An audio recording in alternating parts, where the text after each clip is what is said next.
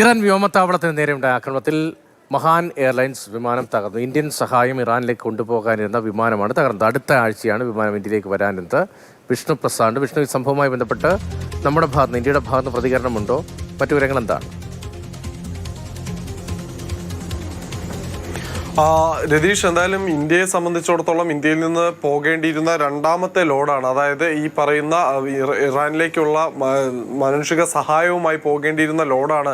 അത് കൊണ്ടുപോകാൻ വരേണ്ടിയിരുന്ന വിമാനമാണ് ഇപ്പോൾ തകർന്നിരിക്കുന്നത്. മഷാദ് വിമാനത്താവളത്തിൽ വെച്ചാണ് ഈ ആക്രമണം ഉണ്ടായത്. ആ വിമാനത്താവളത്തിന് നേരെ നടന്ന ആക്രമണത്തിലാണ് ഇപ്പോൾ മഹാൻ എയർവേസിന്റെ ഈ സിവിൽ ഏവിയേഷൻ കാരിയർ ഇപ്പോൾ തകർന്നിട്ടുള്ളത്. ഇതിൽ 11 ടൺ ദുരന്തബാധിതർക്ക്, യുദ്ധബാധിതർക്കുള്ള സഹായങ്ങളാണ്, മരുന്നുകളും അതുപോലെ തന്നെ അവശ്യ വസ്തുക്കളും അടങ്ങിയ സഹായം കൊണ്ടുപോകാനിരുന്ന വിമാനമാണ് തകർന്നിട്ടുള്ളത്. മറ്റൊരു വിമാനം ഇനി ഇന്ത്യയിലേക്ക് അയക്കാൻ തന്നെയാണ് ഇപ്പോൾ ഇറാൻ ആലോചിക്കുന്നത്. നേരത്തെ ഇന്ത്യയുടെ ആദ്യ ലോഡ്, അല്ലെങ്കിൽ ഇന്ത്യയിൽ നിന്നുള്ള ഇത്തരത്തിൽ ദുരന്തബാധിതർക്കുള്ള സഹായങ്ങളുടെ ആദ്യ ലോഡ് ഇറാനിലെത്തുകയും ഇറാൻ ഇതിന് ഇന്ത്യയോട് നന്ദി പറയുകയും ചെയ്തിട്ടുണ്ടായിരുന്നു. രതീഷ്, ശരി. വിഷ്ണു പ്രസാദാണ് വിവരങ്ങൾ നൽകിയത്.